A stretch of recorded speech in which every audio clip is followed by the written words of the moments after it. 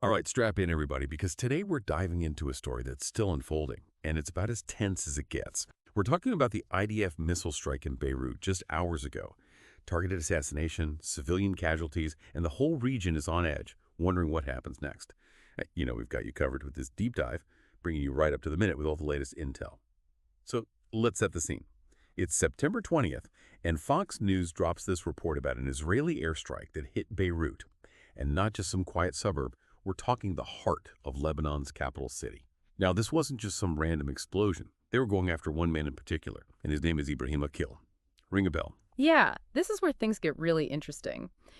You see, Aqil wasn't some low-level guy. This was a major player in Hezbollah. We're talking inner circle stuff, part of their jihad council, the guys making the big decisions.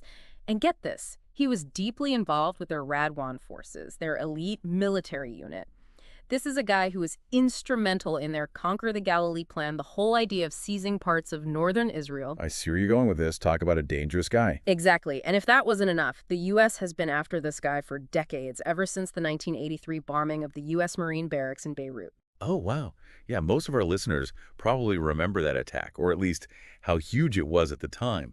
To think this strike is connected to something that happened over 40 years ago is, well, it's pretty unbelievable. Yeah. It also kind of shows you the kind of deep-seated issues still at play here. And speaking of which, did you catch that quote from the Israeli government in the Fox News article? They said, and I quote, "Justice is served." Talk about sending a message. Right. Subtlety clearly wasn't the goal here. It really makes you wonder if Israel's using this language, this justice framing, as a way to justify an action that could have huge ripple effects across the globe. And it's not like hitting another country's capital city with a missile is something you can just sweep under the rug, even if you're targeting one specific person. Absolutely. There are always going to be consequences. And speaking of consequences, we should talk about what happened after the strike. The Fox News article said at least 9 people were killed, dozens more injured, and a couple of apartment buildings were completely destroyed. And that's the tragic reality of any strike, even one that's considered surgical. There's always going to be collateral damage, innocent people caught in the crossfire. It's something that should give everyone pause, and it's definitely going to complicate how the rest of the world responds to this whole situation. Yeah, no kidding. But I have to ask, why now? I mean, what was the trigger for this strike at this particular moment? That is the million-dollar question, isn't it? Because you have to remember, this wasn't an isolated incident. Just the day before, the IDF was hitting infrastructure in southern Lebanon, and even earlier that week, they remotely detonated a bunch of Hezbollah's explosives. Wait, really? So there's definitely more to this story than meets the eye. Was the Beirut strike a direct retaliation for those earlier incidents? Or is this part of some bigger strategy, some calculated campaign by Israel? Well, that's where things get even more interesting, because we can't just look at Israel's side of this. We've got to figure out what Hezbollah gets out of all of this. Why poke the bear now? Right, because it's not like they just do things at random. They've always got an agenda. But what is it in this case? Well, you've got to remember that Hezbollah isn't some outside force. They're deeply embedded in Lebanon, in their government and their military. They've got their own goals, and those goals may not always line up with what the actual Lebanese government wants. So it's almost like Lebanon is caught in the middle of all this. Exactly. And this strike on Beirut puts them in an impossible situation. If they condemn it, they risk even more action from Israel. But if they stay silent, their own people are going to see them as weak or even complicit. And Hezbollah is going to use this to their advantage, right? Oh, absolutely. The question is how? What's their next move?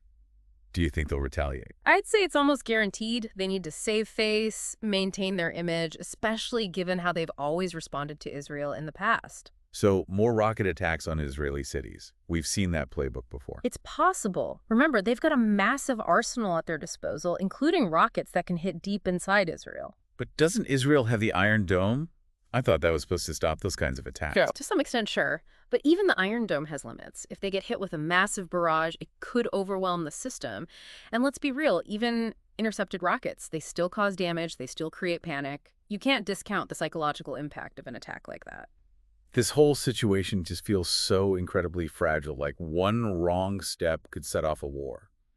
Are we being alarmist here, or is that a real possibility? Look, I don't think anybody wants a war, especially not the people who would be caught in the crossfire. But that's the thing about these kinds of situations. The danger is miscalculation, misunderstanding, or even just plain old stubbornness. Any one of those things could be disastrous. And what would a war between Israel and Hezbollah even look like these days? I mean, it's not like it was decades ago. Yeah, this would be a whole different ballgame. Think about it. It would be faster, more technologically advanced, and probably much more devastating. We're talking cyber attacks taking down entire power grids, disinformation campaigns spreading like wildfire on social media, economies collapsing left and right. And yeah, you'd still have the traditional fighting, but with even deadlier weapons than before. Yeah, it's a sobering thought, to say the least. So, is there any hope here? Can anyone step in and de-escalate things before they spiral even further out of control? What about the international community? That's the hope, right? And we are seeing some movement there. The U.S. and Europe have already issued statements urging restraint, calling for dialogue. But do those statements really carry any weight? I mean, Yeah. let's be honest, Hezbollah has a history of doing whatever they want, regardless of what the rest of the world thinks. It's true. They're not exactly known for bowing to pressure. But that doesn't mean the international community should just stay silent. Yeah, even if it feels like they're just shouting into the wind sometimes, it still matters. Okay, I can see that. But realistically, how effective can those calls for peace really be? It seems like we see this all the time. Yeah. Something blows up, everyone freaks out, demands restraint, and then nothing really changes. It's true. The international community often seems stuck in reaction mode, scrambling to contain a crisis instead of getting out ahead of it. And that's especially true when you're dealing with a group like Hezbollah. They don't exactly play by the usual diplomatic rules. So are you saying we shouldn't expect a peaceful resolution anytime soon? Let's just say I'm not holding my breath. The reality is, to truly untangle this mess, it's going to take a massive shift in how everyone involved thinks and operates. We're talking about decades of mistrust, of violence. It's all just simmering beneath the surface. That's not something you can fix overnight. It's a lot easier to start a war than it is to end one, that's for sure. Absolutely. But it's not impossible. Is there anything at all that gives you hope when you look at this situation? You know, even in the darkest of times, even when things seem their bleakest, there's always that flicker of hope. At our core, humans are capable of incredible acts of peace and reconciliation. We've seen it time and time again. But it takes real courage to step off that well-worn path of violence and choose a different way. It takes courage from all sides. Easier said than done, though, right?